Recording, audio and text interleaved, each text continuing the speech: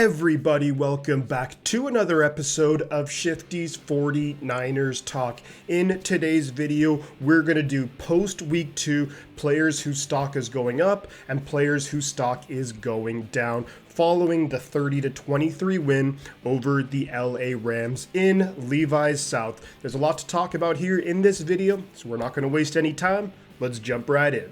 The 49ers went into SoFi Stadium in week 2 and got a big division win against rivals the LA Rams, 30-23. The game was really close, and to me the Rams have been a surprise to say the least this year. I think a lot of people were, maybe believing they were going to tank this year. They were just going to, try and get Caleb Williams and move on to a new chapter in their franchise, but they played really well so far. They go into Seattle week 1 and beat Seattle easily, really. And then week 2, they put up a big time fight against the 49ers. Very much a tale of two halves this game. It was tied 17-17 at halftime. Rams offense looked unstoppable in the first half. Steve Wilks did a great job in the second half, making some adjustments and really just allowing the 49ers defense to be a lot more successful, only giving up 6 points in the second half, and really 3, because when you look at that last field goal, that last meaningless field goal by the Rams,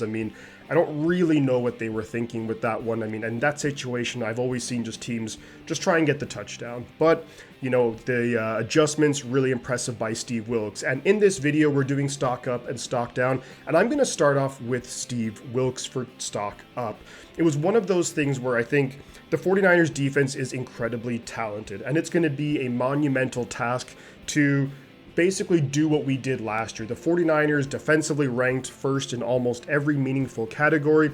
So for someone to come in, and things change every year, and try and keep that going, it's not an easy thing to do. Steve Wilks, what impressed me the most was what I just hit on a few minutes ago, is the fact that he made the appropriate adjustments at halftime to shut down this Rams offense. In the first half, we couldn't stop them. The second half, we got 2 turnovers. We were getting a turnover on downs, and we just looked a lot more like ourselves defensively. And that's a huge thing, because that's something that you want to see. I never doubted that Steve Wilks could make halftime adjustments and get the team playing better.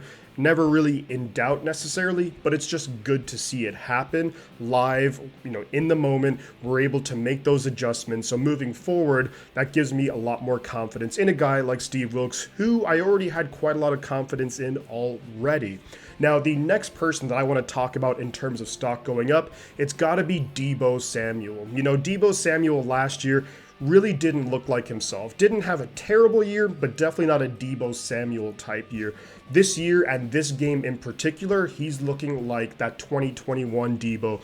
The touchdown pass from Brock Purdy to Deebo, that was really nice. Seeing Deebo making those guys miss down in the red zone, that's key. Scoring 7 when you're in the red zone, we all know how important that is. But just seeing, and I liked that Kyle Shanahan, and this is something that I said in my preview in the Rams game, is that I think this could be a Deebo Samuel game.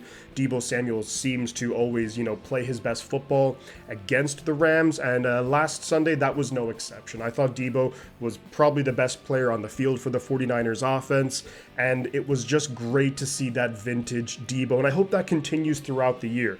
Use him in all those different ways, and I think teams are just going to really struggle with all the different formations, all the different personnel packages, and that's going to allow Deebo, who's in really great shape, to do Deebo things. So stock is definitely up for Deebo. Next guy I want to talk about too with stock going up, and I think it just keeps going up, is Aaron Banks. Aaron Banks so far this season has pitched a shutout.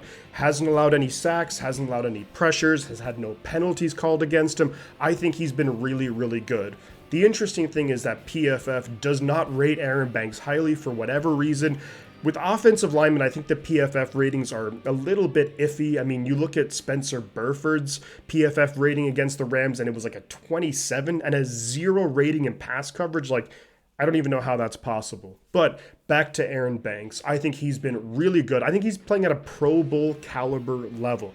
Maybe he doesn't have like the names of some other guys, that you see in the NFL, but I think Banks is playing really well. And that left side of the 49ers offensive line is just looking great. So many of our effective big runs coming on the left side of the line, and it's no surprise when you see how well Banks is playing.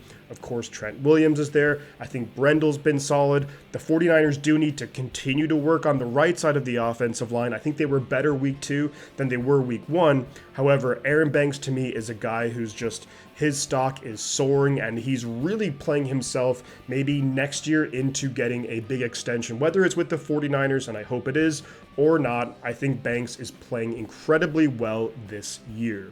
As for stock up on the defense, I've already mentioned Steve Wilks, and I think he did a really, really good job, again, making all those adjustments at halftime to shut down the Rams offense in the second half. In terms of individual players, I think you got to say Isaiah Oliver. During training camp and the preseason, somewhat fell out of favor with the coaching staff. There's a lot more talk of Lenoir moving to the slot and the nickel spot. But I think Isaiah Oliver did everything that he was brought in to do in week 2 against the Rams. He had the interception, so he made the play when it was there. It was one of those things where the ball tips up, Isaiah Oliver makes the catch, makes the interception. That was a really big point in the game, so great job there. But the other 2 plays that really stood out to me was the 3rd down, Stafford hits, I think it was either Kyren Williams or Cam Akers, and Isaiah Oliver makes a really good tackle near the sideline to bring it to a 4th and 2, and then the Rams eventually punted from there. And that was, I believe, the first time we really stopped the Rams offense, or at least one of the first times we stopped the Rams offense in that game. A crucial stop, a really good play, really good tackle, and that's one of the big reasons why we brought in Isaiah Oliver in the offseason. And then nearing the end of the game, it was a 4th and 1 or 4th and 2, and Isaiah Oliver, the first guy in the backfield, didn't make the tackle, but really just disrupted the entire play. Nick Bosa did a really great job then to finish up the tackle, and it was a turnover on downs, and that essentially sealed the game for the 49ers, and just a really good, dominating play. Love to see it from a guy like Isaiah Oliver, who, has had a couple of struggles, I think it would be fair to say. Now, moving on from there, just something to really point out too quickly on the defensive side, really good to see Deommodore Lenoir have an interception. I thought he played pretty darn well, and I think once we made the adjustments at halftime, both Mooney Ward, couple of pass breakups, and Deommodore Lenoir really stepped their game up. I think just playing a little bit closer to the line, being a little bit more physical, a little bit more aggressive. I think in the first half, we were a little bit too passive, gave the Rams so much room, and that's how their guys, a lot of guys like Puka Nacua and Tutu Atwell, so many catches underneath, they were able to get some extra yards on, after the catch. But I think the secondary, but in particular, want to give a shout out to Deommodore Lenoir. Great job in the interception, read the route like a book, cut in front of it, interception, and that was just another one of those plays that turned the tide in a really, really close game. So love to see that from the secondary, which some people think is the 49ers' weakness. I don't necessarily think it's a weakness per se. I think the depth possibly is, but in terms of the starters, I think now we are looking pretty darn good at cornerback. Now, coming up next in the video, we're going to go and talk about some of the stock down for some of the players after week 2 against the Rams. This is the part of the video where we're going to talk about some of the stock down on certain players for the 49ers, and this wasn't an easy task because I think the Niners through 2 games have played really, really well. But before we get into the stock down, there is just one more stock up, which I forgot to mention, but absolutely Jake Moody. Talk about Jake Moody. We know his struggles in preseason. He didn't look good at all. Kicked well in Pittsburgh, but also kicked really well in LA, had a 57-yard field goal, hasn't missed in the regular season. The only one slight thing to improve on is no more kicking from the kickoff out of bounds and setting up the opposing offense on the 40. Outside of that, Jake Moody, another guy, stock up, looking really good. But now let's get back to the stock down, and there's no one, I'm not going to say a player in particular has played bad. Last week, you could say Colton McKivitz, fair enough, and maybe a couple of other players. But This week, it's not going to be a player play badly, but maybe certain aspects of their game. So we're going to start off with Brock Purdy's deep passes.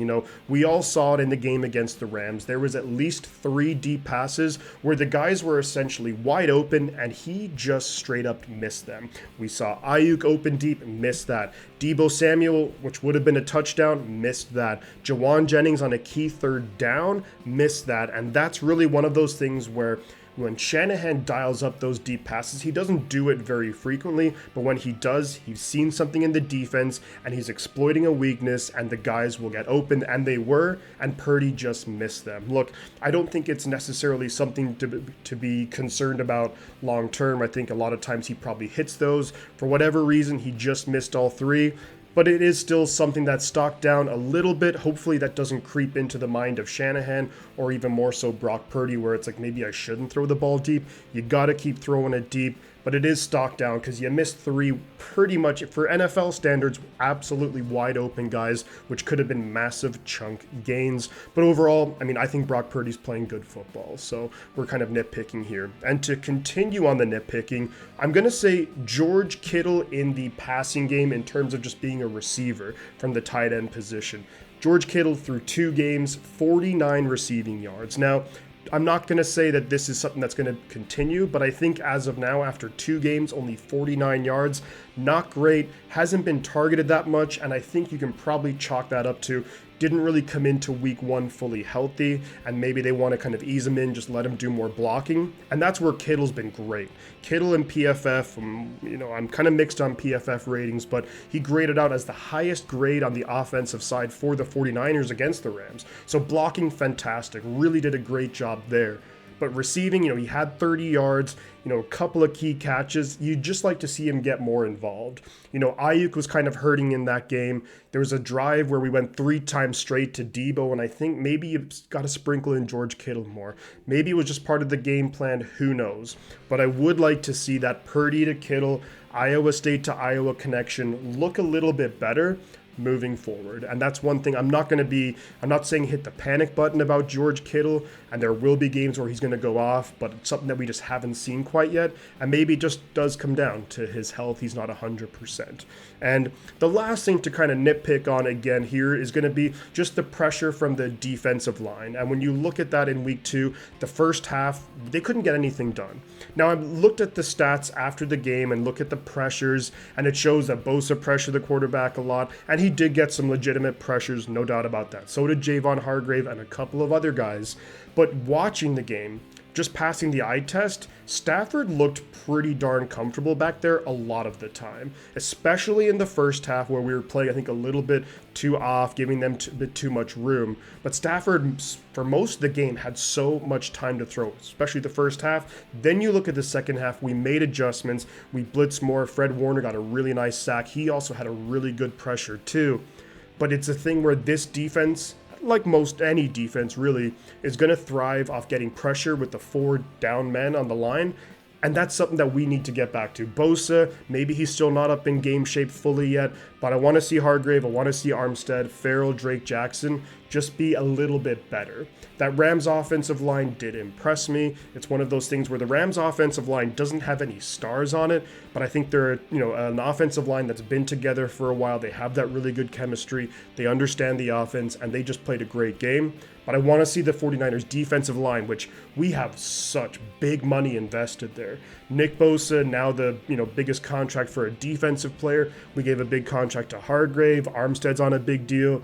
Drake Jackson, 2nd round pick. Cleveland Farrell we brought in. We want to see a little bit more productivity. Again, not saying that they were terrible by any means, but you do want to see them play better if this defense wants to get back to how it was last year.